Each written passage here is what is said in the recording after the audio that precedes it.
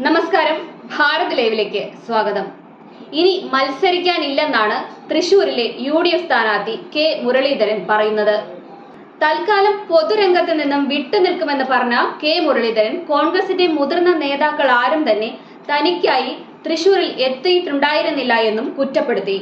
അതുപോലെ തൃശൂരിൽ ഏകോപനമില്ലെന്ന് സംസ്ഥാന നേതൃത്വത്തെ അറിയിച്ചിരുന്നുവെന്നും സംഘടനാ സംവിധാനം സംസ്ഥാനത്ത് മൊത്തത്തിൽ പ്രയാസത്തിലാണെന്നും കെ മുരളീധരൻ പറയുന്നു. താൻ എന്നും കോൺഗ്രസിന്റെ സാധാ പ്രവർത്തകനായിരിക്കും. LDF ജയിച്ചിരുന്നുവെങ്കിൽ തനിക്ക് ഇത്രയും ദുഃഖമുണ്ടാവില്ലായിരുന്നുവെന്നും മുരളീധരൻ പറഞ്ഞു. വടകരയിൽ മത്സരിച്ചെങ്കിൽ താൻ ജയിച്ചേരെ, കുരുതി കൊടുക്കാൻ ഞാൻ നിന്നു കൊടുക്കേണ്ട കാര്യമില്ലായിരുന്നു. പത്മജ പാർട്ടിയിൽ നിന്ന് പോയി, ഇവിടെ എന്തോ മലമറിക്കാൻ പോകുന്നു എന്ന് പറഞ്ഞു. ആ വെല്ലുവിളി ഏറ്റെടുത്തു. തൃശൂർ തനിക്ക് രാശിയില്ലാത്ത സ്ഥലമാണെന്നും കെ മുരളീധരൻ വ്യക്തമാക്കി. തൃശൂരിലെ NDA സ്ഥാനാർത്ഥി സുരേഷ് ഗോപിയോട് വളരെ ദയനീയമായ പരാജയമാണ് കെ മുരളീധരൻ ഏറ്റുവാങ്ങിയത്.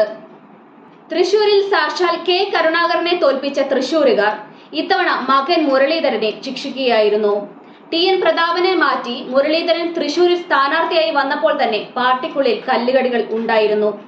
2019 TN പ്രതാപന് 93,633 വോട്ടിന്റെ ഭൂരിപക്ഷമാണ് ലഭിച്ചിരുന്നുവെങ്കിൽ ഇത്തവണ കെ മുരളീധരന് 3,28,124 വോട്ട് മാത്രമാണ് ലഭിച്ചിരിക്കുന്നത്.